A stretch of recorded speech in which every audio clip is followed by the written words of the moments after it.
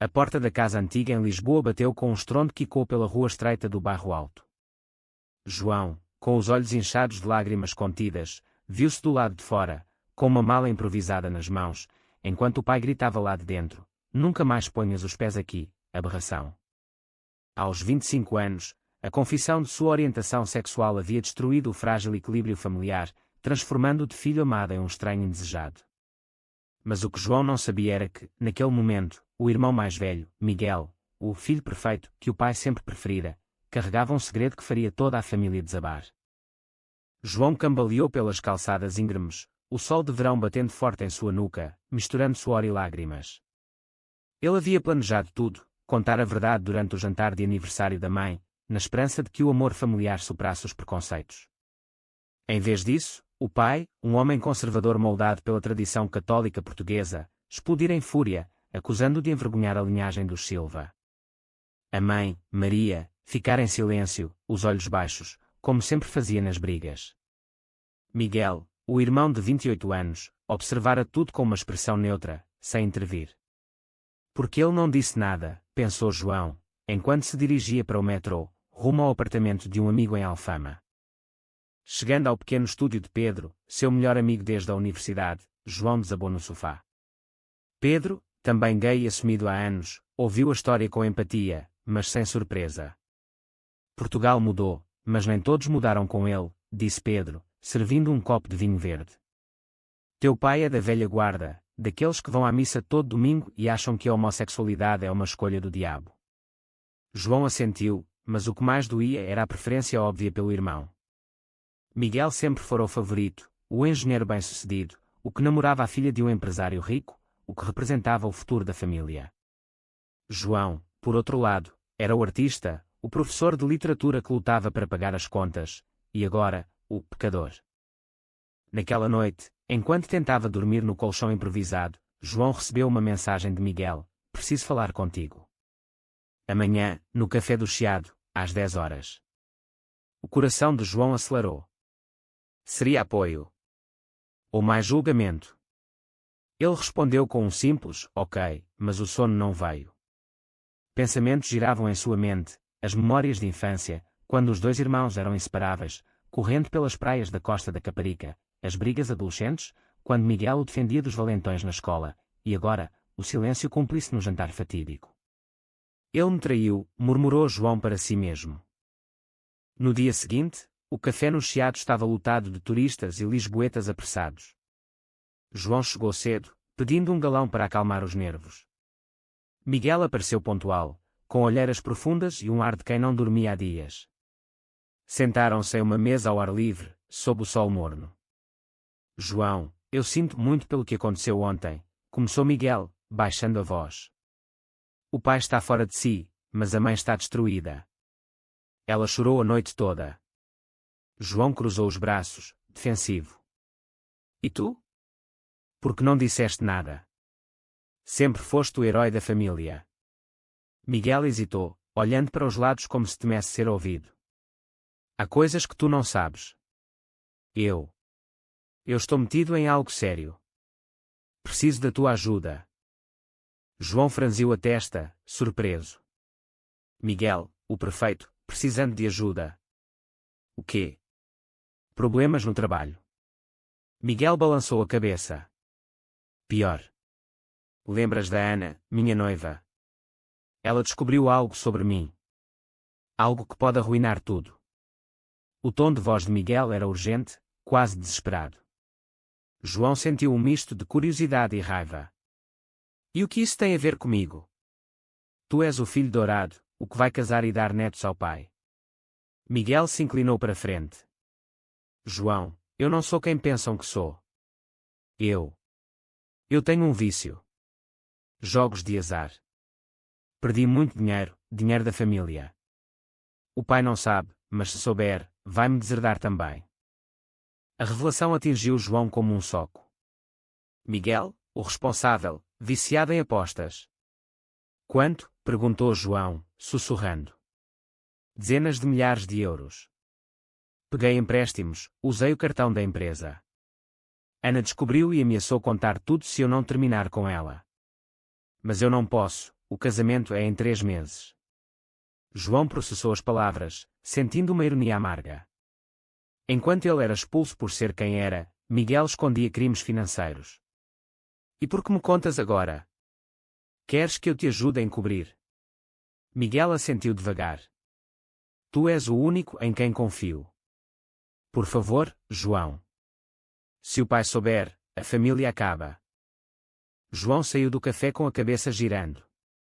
Caminhando pelas ruas empedradas, ele refletia sobre as escolhas. Ajudar Miguel significaria trair seus próprios princípios, mas recusar poderia destruir a mãe, que já sofria com a expulsão dele. Em casa de Pedro, ele contou tudo. É uma armadilha, disse Pedro. Teu irmão quer usar-te como bode expiatório. Mas João, apesar da mágoa, sentia um laço fraternal. Ele é meu irmão. Talvez isso nos una. Mal sabia ele que essa decisão o levaria a um caminho de mentiras e confrontos. Dias se passaram, e João mergulhou no problema de Miguel. Usando suas habilidades de pesquisa como professor, ele investigou opções de reabilitação para vícios em Lisboa. Encontraram um grupo anónimo em uma igreja no centro, onde Miguel começou a frequentar reuniões. Mas o dinheiro perdido era o maior obstáculo. Preciso pagar os credores, disse Miguel em uma das reuniões secretas. João, relutante, usou suas economias para cobrir parte da dívida, prometendo a si mesmo que era pela mãe. Entretanto, a vida de João não parava. No trabalho, na universidade, ele enfrentava olhares curiosos de colegas que souberam da briga familiar através de fofocas. Uma aluna, Sofia, aproximou-se dele após uma aula sobre literatura queer. Professor, o que aconteceu com sua família é injusto. Portugal é progressista, mas ainda há tanto preconceito. Suas palavras tocaram João, que começou a questionar se deveria lutar pela aceitação ou simplesmente seguir em frente. Uma noite, enquanto caminhava pelo Tejo, João recebeu uma ligação da mãe. Filho, volta para casa. Teu pai está arrependido, mas não admite. João hesitou.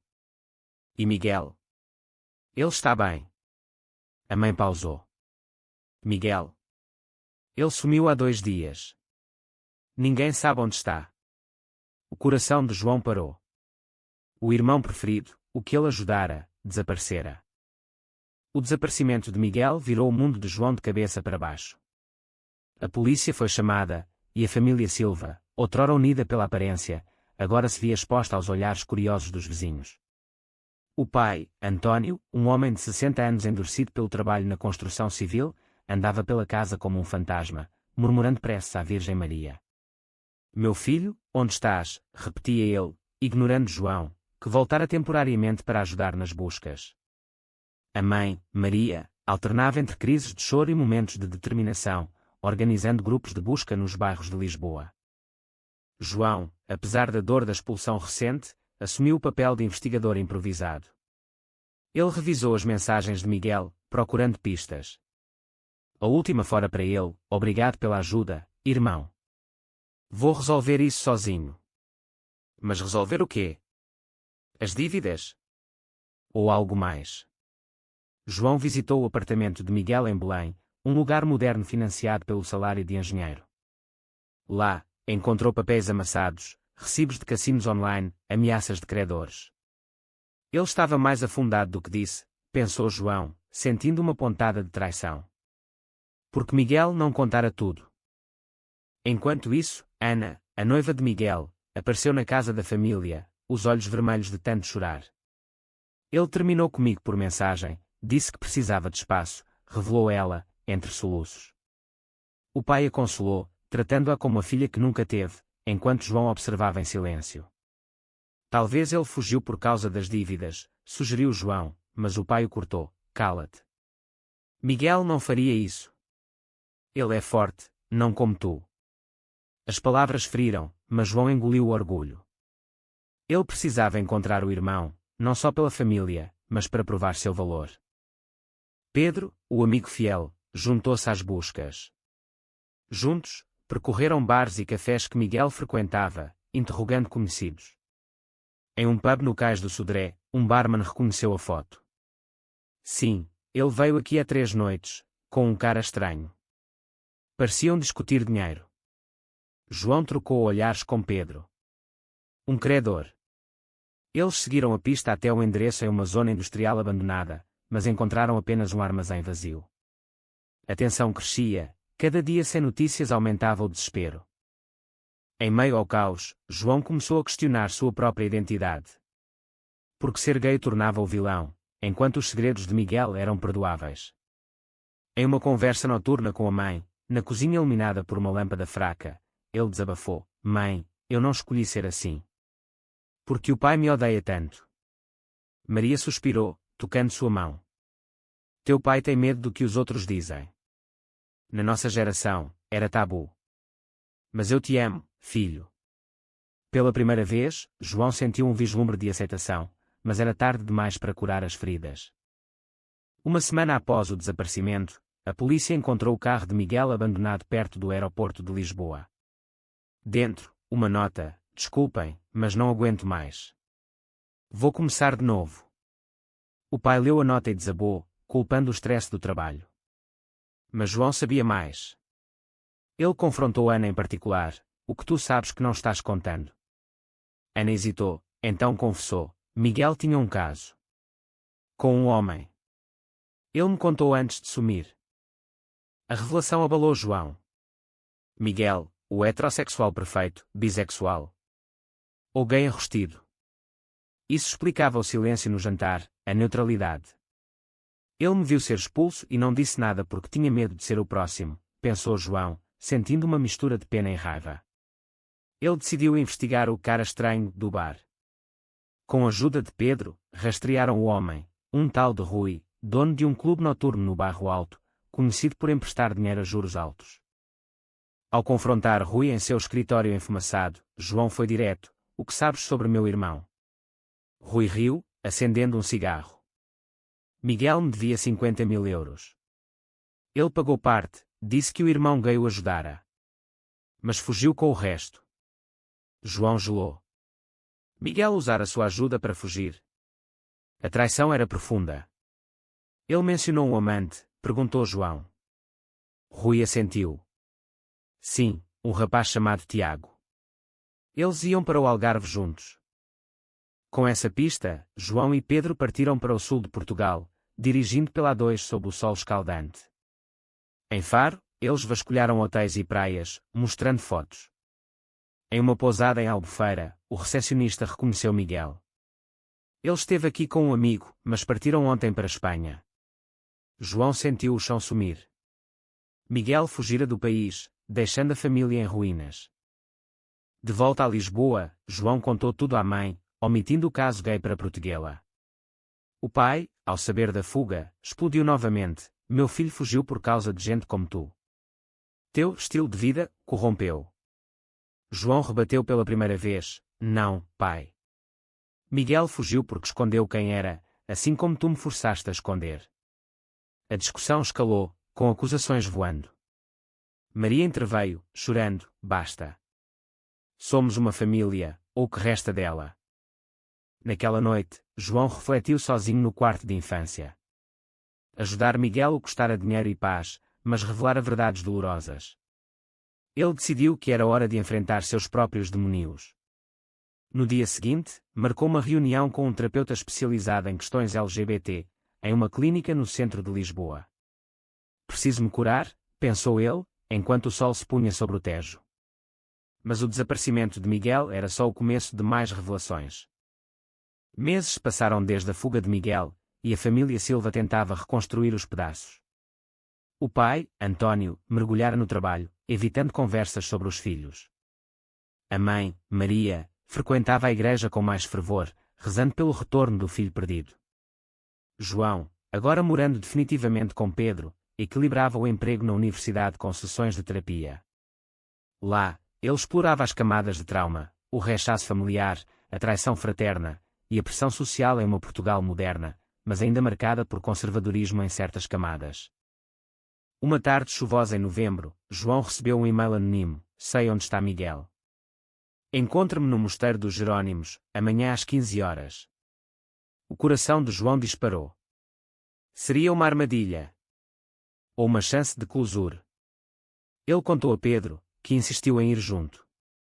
Pode ser perigoso. Lembra dos credores. No dia marcado, sob a chuva fina, eles esperaram no pátio do mosteiro, turistas ao redor ignorando o drama. Um homem de meia idade aproximou-se, chapéu escondendo o rosto. Sou Tiago, disse ele, com voz baixa. O amante de Miguel. João piscou, surpreso. Tiago, alto e magro, com sotaque do norte, sentou-se em um banco. Miguel está em Madrid. Ele me deixou há um mês, mas antes, contou tudo sobre ti. Ele se sente culpado. João processou as palavras. Porque ele fugiu. Por causa das dívidas. Tiago assentiu. E por mim. Ele é bissexual, mas tinha medo de assumir. Viu o que aconteceu contigo e entrou em pânico. A revelação confirmava as suspeitas de João. Miguel, o preferido, vivia uma mentira maior que a dele. Por que me contas agora? Perguntou João. Tiago suspirou. Porque ele precisa de ajuda. Está bebendo demais, jogando de novo. Se não voltar, vai se destruir. Pedro interveio. E tu? Por que não o ajudas? Tiago baixou os olhos. Ele me dispensou. Disse que precisava enfrentar a família sozinho. João sentiu uma onda de empatia misturada à raiva. Miguel sacrificara tudo, família, noiva, irmão, por medo de ser quem era. Dá-me o endereço, disse João. Tiago entregou um papel, boa sorte. Ele te ama, sabe. De volta ao apartamento, João debateu com Pedro. Vou a Madrid. Preciso confrontá-lo. Pedro discordou. E se for uma armadilha? Ou se ele não quiser voltar? Mas João estava determinado. Ele me usou, mas é meu irmão. Merece uma chance. O pai, ao saber do plano, reagiu com ceticismo. Se o encontrares, diz que o perdoo. Mas tu? Ainda precisas mudar. As palavras doeram, mas João ignorou. Ele pegou um trem para Madrid, a jornada simbolizando sua própria busca por identidade. Em Madrid, João encontrou Miguel em um apartamento deteriorado no bairro de Malazana. Miguel abriu a porta, magro e barbado, os olhos fundos. João. Como me achaste?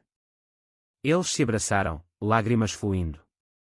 Sentados na sala bagunçada, Miguel confessou tudo, o vício começara na universidade, as dívidas acumularam, o caso com Tiago fora uma fuga.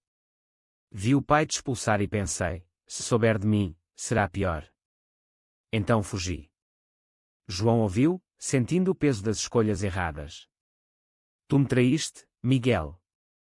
Usei meu dinheiro para te ajudar, e tu sumiste.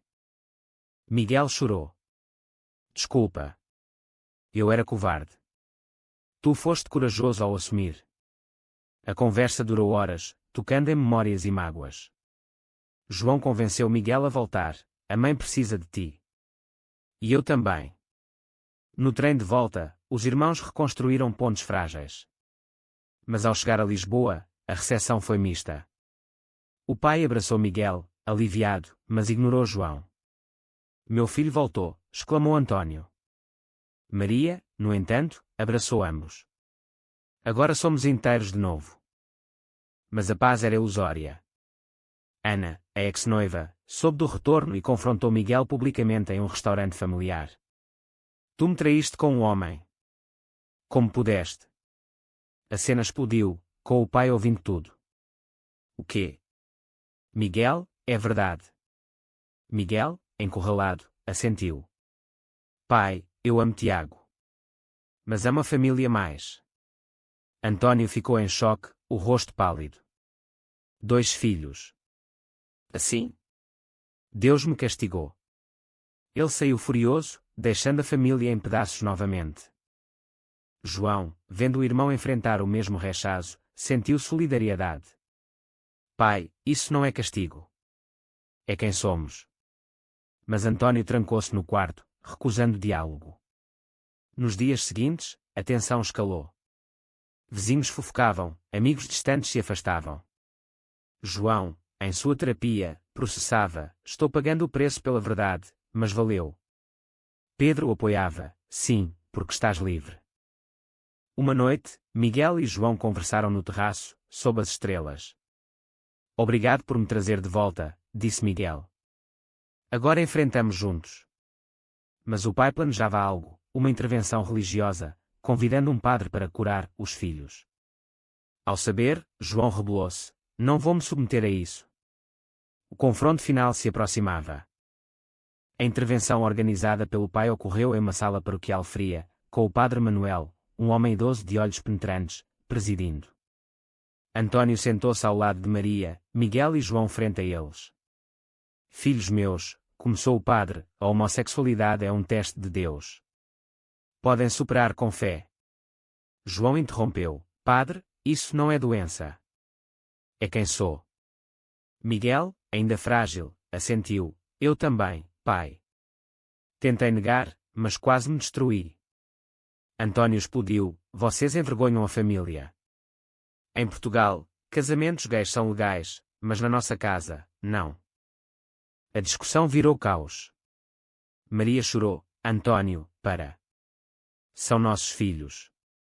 O padre tentou mediar, mas João saiu, seguido por Miguel. Do lado de fora, na praça da igreja, João desabafou. Ele nunca mudará. Talvez devamos ir embora. Miguel hesitou. E a mãe? Eles decidiram dar um ultimato, aceitação ou distância. De volta à casa, confrontaram o pai. Escolha, nós como somos, ou perca-nos para sempre. Antônio, teimoso, respondeu, mudem, ou vão. João e Miguel saíram juntos, alugando um apartamento em Sintra. Lá, reconstruíram vidas. Miguel procurou tratamento para o vício, João continuou ensinando. Mas a sociedade portuguesa, apesar de progressista, ainda tinha ecos de preconceito. No trabalho de Miguel, colegas sussurravam sobre seu escândalo. João enfrentou pais de alunos questionando sua influência. É exaustivo, confessou João a Pedro em um café. Mas estou lutando. Uma reviravolta veio quando Ana, movida por vingança, vazou a história para a imprensa local. Um artigo no Diário de Notícias expôs: Irmãos Silva, drama familiar por orientação sexual. A família virou notícia, com opiniões divididas nas redes. Alguns apoiavam, outros condenavam. O pai, humilhado, isolou-se mais. Maria, porém, visitou os filhos secretamente. Teu pai está sofrendo. Ele lê artigos sobre direitos LGBT. João viu esperança, talvez mude. Miguel, inspirado, começou a frequentar grupos de apoio LGBT em Lisboa. Lá, conheceu outros como ele, bissexuais em casamentos heteronormativos. Eu sacrificaria tudo de novo pela liberdade, disse ele a João. Mas o preço era alto, perda de amigos, estabilidade financeira. João, por sua vez, iniciou um relacionamento tímido com um colega professor, Luís. É assustador, mas real, confidenciou a Miguel. O clímax veio em uma reunião familiar forçada. Antônio, enfraquecido por um problema de saúde menor, chamou os filhos. Eu errei, admitiu ele, voz trêmula. Vi vossas vidas destruídas por minha culpa. Perdoo. E peço perdão. As palavras foram um bálsamo. Miguel chorou, João abraçou o pai. Mas era genuíno. O medo da solidão. A família começou a se curar, com jantares tensos virando conversas abertas. Entretanto, novas Mautan surgiram. Miguel quis trazer Tiago de volta, mas o pai resistiu. Um passo de cada vez. João, com Luís, enfrentou olhares na rua. A sociedade portuguesa, com suas festas de Santo António e orgulho em junho, ainda tinha bolsões de intolerância. Em uma manifestação LGBT no Rossio, João discursou: nossas escolhas nos definem, mas o amor deve prevalecer. A terapia de João revelou camadas profundas, o trauma de ser o menos amado moldar a sua autoestima. Eu paguei caro pela verdade, refletiu ele. Miguel, por outro lado, lidava com culpa, minha fuga custou a todos. Juntos, eles apoiavam um ao outro, virando aliados em uma batalha maior. Mas uma traição final pairava. Ana, não contente, processou Miguel por fraude emocional. O julgamento em um tribunal de Lisboa expôs segredos familiares. João testemunhou: meu irmão errou, mas merecemos viver autenticamente. O juiz, progressista, absolveu Miguel, mas o dano à reputação era irreversível. Com o julgamento encerrado, a família Silva enfrentou as consequências sociais. Amigos distantes voltaram, mas com reservas. O pai, António, aposentado agora, passava dias lendo sobre diversidade, questionando crenças antigas. Eu era cego, confessou Maria. Ela, por sua vez, juntou-se a um grupo de mães de filhos LGBT, encontrando solidariedade. Nossos filhos nos ensinaram a amar melhor. João, fortalecido, publicou um artigo acadêmico sobre literatura que era em Portugal, inspirado em sua jornada. Luís, seu namorado, o apoiava: tu és um guerreiro. Mas internamente, João lutava com dúvidas: valerá o preço? A perda de privacidade, os olhares julgadores. Em uma caminhada pela Serra de Sintra, ele confidenciou a Miguel: às vezes, penso que esconder era melhor. Miguel rebateu: não. A mentira me destruiu. Olha para mim, livre, mas marcado. Uma surpresa veio quando Tiago reapareceu, convidando Miguel para uma viagem reconciliatória ao Porto. Vamos reconstruir, disse Tiago. Miguel aceitou, mas com cautela. Não sacrificarei a família de novo. João aprovou: vai. Mereces felicidade. Enquanto isso, o pai convidou João para um jantar só deles. Filho, eu te via como fraqueza, mas és o mais forte. As palavras curaram feridas antigas, mas João permaneceu vigilante. A tensão social escalou com um incidente. Em uma festa familiar, um tio conservador confrontou os irmãos. Vocês corrompem a tradição portuguesa. O pai defendeu: a tradição é amar a família. O confronto dividiu parentes, mas fortaleceu o núcleo. Maria orgulhava-se: estamos evoluindo. João, em sua terapia final, concluiu: as escolhas erradas nos levam às certas. Ele começou a planejar um livro sobre sua história, anonimizado, para ajudar outros. Miguel, curado do vício, voltou ao trabalho, agora em uma empresa inclusiva. Paguei caro, mas ganhei liberdade. Mas um twist final abalou tudo. Uma carta anônima chegou. Miguel não contou toda a verdade. Pergunte sobre o dinheiro roubado da empresa. João investigou, descobrindo que Miguel desviara fundos além das dívidas pessoais. Por quê? Confrontou João. Miguel admitiu: para pagar Tiago, que me chantageava. A traição renovada doeu. Tu me usaste de novo. Miguel chorou: era medo. Agora, vou-me entregar. Ele se entregou à polícia, enfrentando prisão possível. A família, chocada, uniu-se. O pai visitou-o na cela: filho, errou, mas te amo. João, apesar da mágoa, testemunhou a favor. Ele sacrificou pela verdade, no final. O juiz deu pena suspensa, com reabilitação. Na liberdade condicional, Miguel refletiu: minhas escolhas custaram caro, mas nos uniram. João concordou: sim, mas o preço foi alto. A família, agora mais forte, enfrentava o futuro com olhos abertos. Com Miguel em reabilitação, a família Silva encontrou um novo equilíbrio. António, transformado, participou de uma marcha do orgulho em Lisboa, carregando uma bandeira arco-íris. Pelos meus filhos, disse ele aos repórteres curiosos. Maria organizou jantares inclusivos, convidando Luís e Tiago. Somos uma família moderna, declarava ela. João, orgulhoso, via o pai evoluir, custou anos de dor, mas valeu. Miguel, livre do vício e segredos, reconstruiu com Tiago.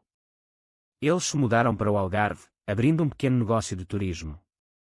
Aqui, longe do julgamento, explicou Miguel a João em uma visita. Mas as cicatrizes permaneciam, noites de insônia, dúvidas recorrentes. Foi certo fugir? Perguntava Miguel. João respondia: não, mas nos despertou.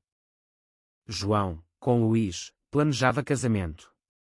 Em Portugal, é possível, sorria ele. O pai, surpreendentemente, ofereceu-se para pagar. Quero ver meu filho feliz.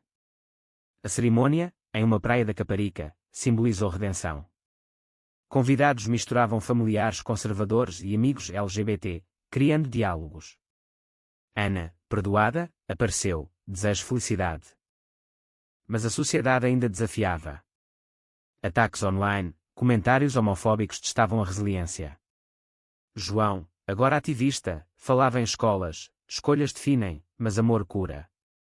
Miguel juntou-se, compartilhando sua história de vício e identidade.